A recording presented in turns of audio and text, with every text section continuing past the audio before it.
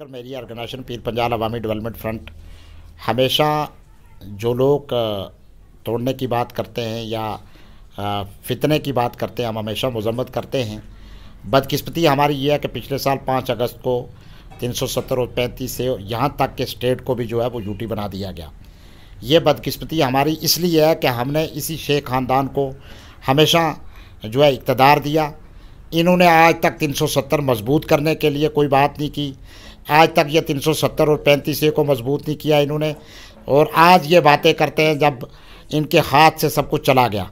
अब जो है लोगों को गुमराह किया जा रहा है। आगे इलेक्शन आएंगे, गुमराह किस तरह किया जाए।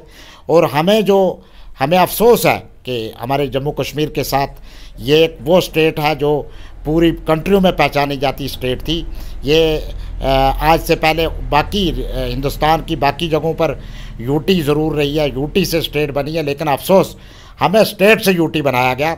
लेकिन मैं ये चाहूँगा कि जो फ़ारूक अब्दुल्ला साहब ने हाल ही में जो बयान दिया, चाइना हमारा दुश्मन है हिंदुस्तान का, हम चाइना के साथ या पाकिस्तान, हम कभी नहीं चाहते हमारे लोग के हम किसी का सहारा लें।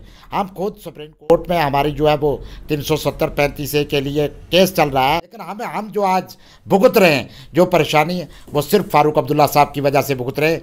वो इसलिए कि अगर ये इक़्तिदार में रह के 370 और 35 को मजबूत नहीं कर पाए, 5 मिनट लगाए मरकज़ ने 370 और 35 को तोड़ने में। ये हमारी बदकिस्मती है कि ऐसी सरकार जिसने आज तक जम्मू कश्मीर के दिफा के लिए, जम्मू कश्मीर के हिफाजत के लिए कोई सही अमल जो है वो नहीं किया। शुक्रिया। चीफ मिनिस्टर है जम्मू कश्मीर के और जो सेंटर के कैबिनेट मिनिस्टर है डॉक्टर फारूक अब्दुल्ला, जो उन्होंने बयान दिया है वो मैं समझता हूँ कि ये उनका मानसिक जो दिवाला है वो निकल चुका है। क्योंकि उन्होंने एक बयान दिया है कि 370 को वापस लाने के लिए हम चाइना की मदद लेंगे।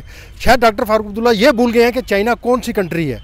चाइना वो कंट्री है जो वहाँ के एंगर मुसलमान है, जो 15 लाख की आबादी वहाँ पर चाइना के अंदर मुसलमानों की। अगर दुनिया के अंदर सबसे ज़्यादा जुर्म कहीं मुसलमान भाइयों के ऊपर है वो चाइना के ऊपर है, चाइना के अंदर है, जहाँ ना रोजे रख सकते हैं, ना नमाज पढ़ सकते हैं, ना अपनी दाढ़ी रख सकते हैं, कुछ भी नहीं रख सकते।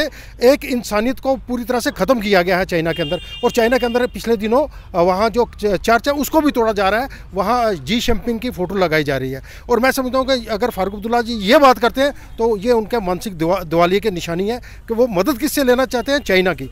आज हिंदुस्तान एक इतनी बड़ी ताकतवर कंट्री है, जो मैं समझता हूँ कि आज अगर आप देखोगे कि अगर आप पूरे पुंछ के लोगों के या हिंदुस्तान जम्मू कश्मीर के लोगों के पूरा जम्मू कश्मीर खुश है। जो 370 और 35 टूटा है उसमें लोगों ने उस समय इतनी खुशियां मनाई थी। आज लोग पूरे हिंदुस्तान के साथ हैं, डेवलपमेंट और तरक्की का दौर शुरू हो चुका है। बेसिकली इन्होंने कोई काम तो किया नहीं है, इसलिए ये उल जुलूल बयान देकर अपने आप को साबित करना चाहते हैं। इसकी हम कड़े शब्दों में निंदा करते हैं और सरकार से ये डिमांड करते हैं कि फौरी तौर पर ऐसे देशद्रोही ये जो बयान है वो देशद्रोही है और मुल्क के खिलाफ है। FIR दर्ज करके इनको उठाकर अंदर करना चाहिए ताकि दूसरी बार कोई आदमी हिम्मत ना करे ऐसे मुल्क के खिलाफ बयान देने के लिए।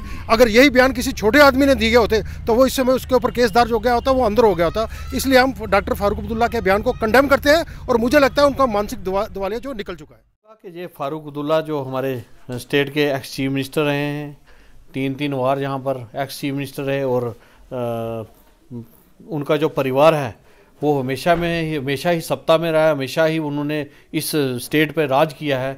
70 सालों में से 40 साल 45 साल कम से कम उनकी बाप दादाओं ने यहाँ पर, उसके पिताजी ने, उनके जो बेटा है यहाँ पर वो चीफ मिनिस्टर है, सेंटर वो कैबिनेट मिनिस्टर है, अभी वो MP हैं।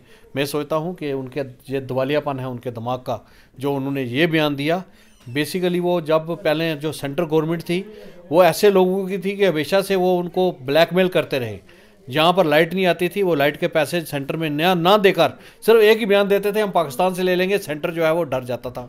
आज मैं ये सोचता हूँ कि सेंटर वैसा नहीं है। आज मोदी जी वहाँ प्राइम मिनिस्टर हैं, तो मैं ये कहूँगा कि जल्द ही मैं सोचता हूँ पहले तो इनके दिमाग का इलाज कराया जाए। जो हमारे जो फारूक साहब हैं कि उनका दिमाग जो है वो ख़राब हो गया है, ये पागल हो गए हैं। ऐसा पागल आदमी जवाब दे सकता है, पर अगर इन्होंने कोई सियासी बयान दिया है तो इनके खिलाफ कार्रवाई होनी चाहिए इनका।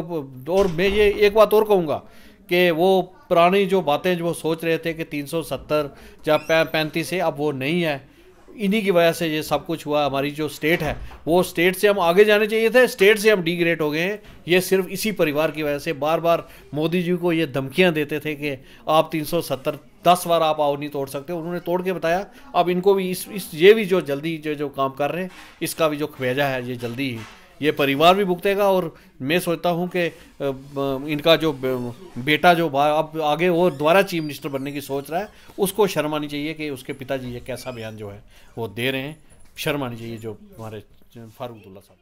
देखिए, मैं आपके माध्यम से पूरे देश को और मौजूदा सरकार को और गवर्नर इंतज़ामिया को ये बात वाज़ेह कहना चाहता हूँ कि फ़ारूक अब्दुल्ला को ये बात कहने में एक शर्म महसूस आनी चाहिए थी कि जो इस स्टेट का चीफ मिनिस्टर रहा हो कई बार और सेंटर में कैबिनेट मिनिस्टर रहा हो और इस वक्त वो एक सांसद है, उस आदमी को ऐसा बयान देने से 100 मरतबा पहले सोचना चाहिए कि मैं क्या बयान देने जा रहा हूँ। और उस मुल्क की बात कर रहा है जिस मुल्क में इंसानियत ही नहीं है, वहाँ पर पूरी 100% हैवानियत को फॉलो किया जाता है।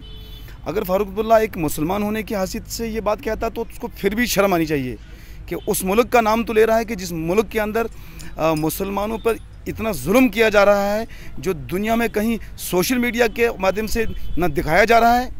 हम उस आज़ाद मुल्क के अंदर रह रहे हैं, यहाँ पर अगर किसी को कांटा भी चुभ जाए तो वो भी 5 मिनट के अंदर सोशल मीडिया पर आकर पूरे देश और दुनिया में आ जाता है। मैं सरकार से ये अपील करूँगा, वो तो एक दिमागी डिस्टर्ब इंसान है। और दूसरा और अहम पॉइंट जो है मुझे जो लग रहा है, वो इस वक्त जम्मू कश्मीर के लोगों का दिल जीतना चाहता है कि अभी इलेक्शन आ जाए और ख़ासकर कश्मीर वैली का मुसलमानों का दिल जीतना चाहते हैं कि इलेक्शन आएगा तो हमें इस ऐसे बयान देने से वोट मिलेंगे कि 370 और 35 को हम वापस कराएंगे। ये हमारे मुल्क का, हमारे आइन का, हमारी इंटेलिजेंस का, हमारी सिक्योरिटी का इंटरनल मामला था और हमने खुद ही इसको सॉर्ट आउट किया है। पूरा जम्मू कश्मीर 5% लोगों को छोड़िए 95% से अब वो लोग खुश हैं। जम्मू कश्मीर से 370 हटाया गया, 35 से हटाया गया, हम लोग खुशहाल हैं, हमें कोई तंगी नहीं है। फ़ारूक अब्दुल्ला को तंगी यही है कि वो चीफ मिनिस्टर नहीं बन रहा है और इंशाल्लाह वो कभी बनेंगे भी नहीं, क्योंकि उन्होंने पूरे जम्मू कश्मीर के अंदर लोगों से जुल्म किया है और ख़ासकर जो जम्मू प्रोविंस से हमारे साथ इंतहाई जुल्म किया है। मैं सरकार से डिमांड करूँगा कि ऐसे देशद्रोही के खिलाफ FIR दर्ज करके इसको जेल की सलाखों के पीछे लगाया जाए। जय हिंद।